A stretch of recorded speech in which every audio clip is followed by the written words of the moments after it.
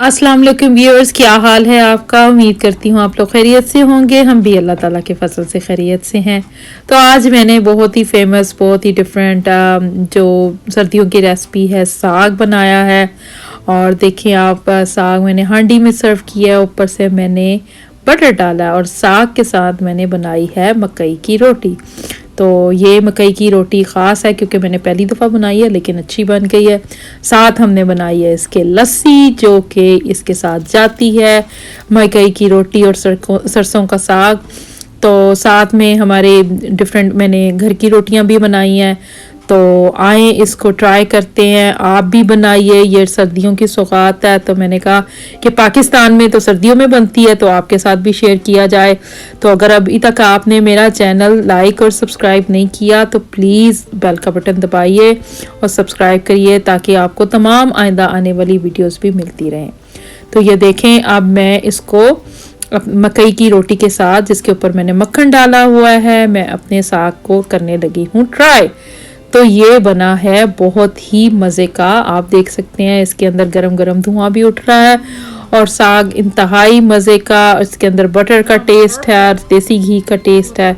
तो चलो आए चलते हैं, इसको बनाते हैं। इसके लिए मैंने 3 गट्ठी ली थी साग की और 2 गट्ठियाँ ली थी मैंने पालक की। इन दोनों को मैंने काट के, धो के अच्छी तरह एक बड़े सारे बर्तन में डाल के, इसके अंदर मैंने 10-12 हरी मिर्चें डाली थी और 1.5 चम्मच दादरी हुई मिर्च, 1.5 चम्मच नमक और 1.5 चम्मच ही मैंने लाल मिर्च डाली थी। इसको डाल के ये काफ़ी ऊपर तक है, फिर इसको मैंने बंद कर दिया था। तो आप देखेंगे कि 5-10 मिनट बाद ये जो इतना सारा साग आपको लग रहा है, ये कहाँ जाता है। तो ये तकरीबन 5-6 मिनट बाद जब मैंने खोला तो साग जो है वो इतना श्रिंक हो चुका था।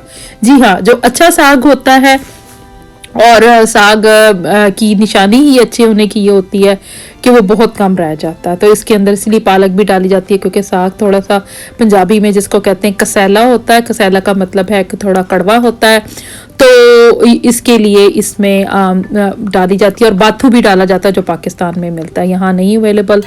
तो मैंने क्या किया, इसके अंदर पानी थोड़ा सा मैंने और डाला और इसको मैंने तकरीबन 25 मिनट के लिए पकने के लिए रख दिया। पहले मैंने इसमें पानी नहीं डाला था, लेकिन बाद में मैंने 1.5-2 गिलास पानी डाल के इसको 25 मिनट के लिए जब मैंने रखा तो ये इस तरह हो गया। सारी पानी ऑलमोस्ट कम हो गया था, साग काफ़ी हद तक गल चुका था।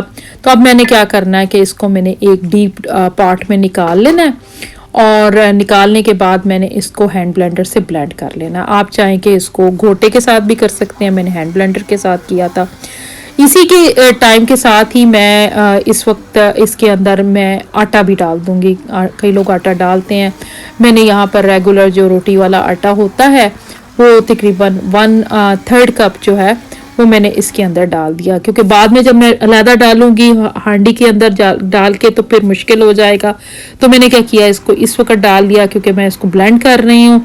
तो ये आटा भी इसके अंदर अच्छा सा ब्लेंड होगा, जब आप देखेंगे ये थिक भी हो जाएगा आटा डालने की वजह से। तो अब मैंने इसको एक पकने के लिए एक पॉट में ट्रांसफ़र कर लिया है। तो यहाँ मैं इसके अंदर 1 गिलास पानी तकरीबन और डालूंगी, नमक मिर्च चखूंगी। नमक कम था तो मैंने आधा टीस्पून और डाल दिया। अब इसको मैं हिलाई जाऊंगी और थोड़ा सा मैं बटर डालूंगी और पानी डालूंगी। पानी तकरीबन मैंने 1 गिलास डाला था।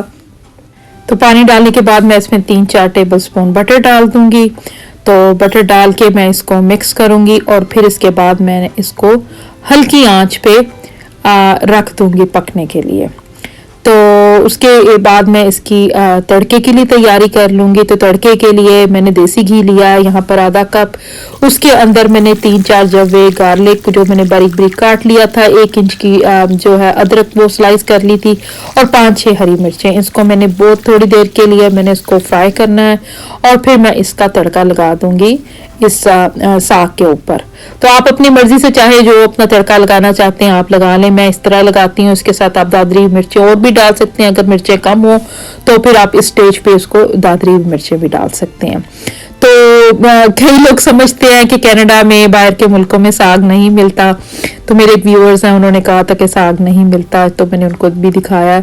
तो यहाँ हमने मकई की रोटी बनाई है, तो जिसके लिए मैंने लिया है 1 कप मकई का आटा। उसके अंदर 1/4 जो है मैंने जो घर का 1/3 जो आम आटा रोटी वाला होता है वो डाला, और इसको मैंने गर्म पानी से, गर्म नहीं यानी कि वार्म वाटर जिसको मीडियम वार्म कह लें, उसके साथ गूंदना शुरू किया। इसको जरा सख्त ही गूंदते हैं, इसको नरम नहीं गूंदना, बहुत सख्त भी ना हो लेकिन इतना गूंदना कि जरा सख्त ही हो, क्योंकि सख्त होने से ही इसकी रोटी बेली जाएगी, नहीं तो वैसे नहीं बेली जाती। तो इसको आप पानी डालते जाएं जब आपके हाथों को लगे ये सख्त है, फिर इसको ये ऐसे ये फॉर्म जब हो जाए डो की तरह, तो फिर आप इसको रख लें। तो अब यह है कि ये बन गया, इसको छोड़ा नहीं जाता, इसको फौरन इसकी रोटी बना ली जाती है। तो मैंने क्या किया, एक पार्चमेंट पेपर ले लिया, आप प्लास्टिक भी ले सकते हैं, वो नीचे मैंने रख लिया, इसके साथ आपकी रोटी उठा दी और बेलनी बहुत आसान हो जाएगी। तो यहाँ मैंने एक छोटा पेड़ा लिया है, पहले मैंने छोटे वाला लिया था ट्राई करने के लिए कि कैसा बनता है, तो मैं ये आपको दिखा रही हूँ। इसको जब आपने पेड़ा बनाना है या बॉल बनाना है तो इसके साथ पानी यूज करते जाना है, पानी के बगैर ये आपके हाथों के साथ बड़ा नहीं होगा और ये प्रॉपरली फॉर्म नहीं होगा। तो ये देखिए मैं पानी का इस्तेमाल साथ साथ करी जा रही हूँ, हाथों को पानी लगा रही हूँ और इसको मैं हाथों से पहले बड़ा करने की कोशिश कर रही हूँ, जितना मैं हाथों से बड़ा कर सकती हूँ वो मैं करूंगी। और फिर ये देखें मैंने पार्चमेंट पेपर नीचे लिया, इसको मैं डस्ट कर लूंगी फ्लावर के साथ, आम फ्लावर आटा जो है उसके साथ मैं डस्ट कर लूंगी और इसके ऊपर मैं ये रखूंगी। जो पेड़ा मैंने जितना मेरे हाथ से बड़ा हो सकता था वो कर लिया। अब इसके ऊपर मैं दूसरा पार्चमेंट पेपर रखूंगी, ये रख के तो फिर मैं इसको क्या करूंगी, रोल आउट करना शुरू करूंगी। इससे ये होगा कि आपका जो है रोटी चिपकेगी नहीं काउंटर टॉप से, आपको उठाने में आसानी हो जाएगी। कि ये एक बहुत अच्छा ट्रिक है जो आप प्लास्टिक की शीट के साथ भी कर सकते हैं, पार्चमेंट पेपर के, इवन फॉइल पेपर के साथ, जो भी आपको मिले तो आप इन चीजों के साथ आप इस तरह कर सकते हैं। तो ये देखें मैंने इसको अपने हाथ पे फ्लिप कर लिया और कितनी आसानी से ये रोटी मेरे हाथ पे आ गई है। अब ये जो मकई की रोटी होती है ये आम रोटी की तरह एकदम जल्दी नहीं पकती ना फूलती है, तो इसको बहुत आराम से पकाना है। पहले एक साइड पका लें, फिर दूसरी साइड पका लें, कुक स्लोली। और इसके अंदर मैंने साथ इसको लगाया है थोड़ा सा बटर। तो इसको तेज आंच पे ना पकाएं, मीडियम हीट पे पकाएं, आहिस्ता आहिस्ता ये पकती है, टाइम लगेगा इसको। तो यहाँ देखे मैंने इसको डाल दिया है इसके ऊपर बटर, और बटर डाल के तो मैं इसको, चाहे आप रुमाल के साथ सेक लें, मैंने ये स्पैचुला लिया हुआ था, मैं इसके साथ सेक रही थी दोनों साइडें। बहुत आराम से ये रोटी ब्राउन होती है, एकदम नहीं होगी। तो ये हो गई है हमारी पहली रोटी तैयार। तो उसके ऊपर मैंने फौरन गरम गरम के ऊपर थोड़ा सा बटर डाल दिया। अब इसी तरीके से मैंने अपना सेकंड पेड़ा बनाया, वो मैंने थोड़ा सा बड़ा बनाया ताकि उसकी थोड़ी बड़ी रोटी बने। तो उसी तरह मैंने हाथों को पानी लगाना है और उसको बड़ा करते जाना है। अब जितना मुझसे बड़ा हो सकता है मैंने हाथों से कर लिया। यहाँ मैंने नीचे डस्ट किया है फ्लोर के साथ और इसको हाथों से थोड़ा सा बड़ा करने की कोशिश की है। अब इसके ऊपर मैं पार्चमेंट पेपर जैसे पहले रखा था और इसको बेल लूंगी। जितना इसको ज्यादा बारीक ना बेलें, इतना बेलें कि थोड़ी थिक हो, या आम रोटी से थिक ही होती है। तो ये देखें ये रोटी हमारे बेली जा चुकी है। अब इसको राउंड करने के लिए एक ट्रिक था कि मैंने प्लेट ले ली और उसके साथ मैंने इसको राउंड कर लिया। तो ये देखें रोटी बिल्कुल राउंड हो गई है। ये थोड़ी सी पहले से बड़ी थी तो I was able to handle it.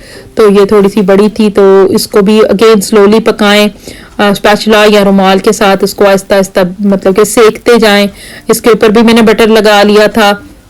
तो ये टोटल मैंने 3 रोटी बनाई थी क्योंकि ये मैं और मेरे मियाँ ही शौक से खाते हैं, उनको बाकी बच्चों ने तो ये वाली खानी नहीं थी, तो उनके लिए मैंने दूसरी रोटी बनाई थी। तो ये देखते हैं अब इनको हम करते हैं सर्व, जिसमें आप बताइए कि कैसा बना है। तो देखें ये इंतहाई मज़े का साग बना है जिसके ऊपर हमने बटर डाला है, साथ में रोटियां रखी हैं और इसको एंजॉय कीजिए, शेयर कीजिए, like my channel, subscribe it and share with other people. And it's very important कि आप मुझे अपना फीडबैक दें कि आपकी रेसिपी कैसी बनी, अपना फीडबैक दें ताकि मुझे पता चले, आपको भी अंदाज़ा हो कि रेसिपी ठीक थी। Thank you again so much for watching my channel, watching my videos.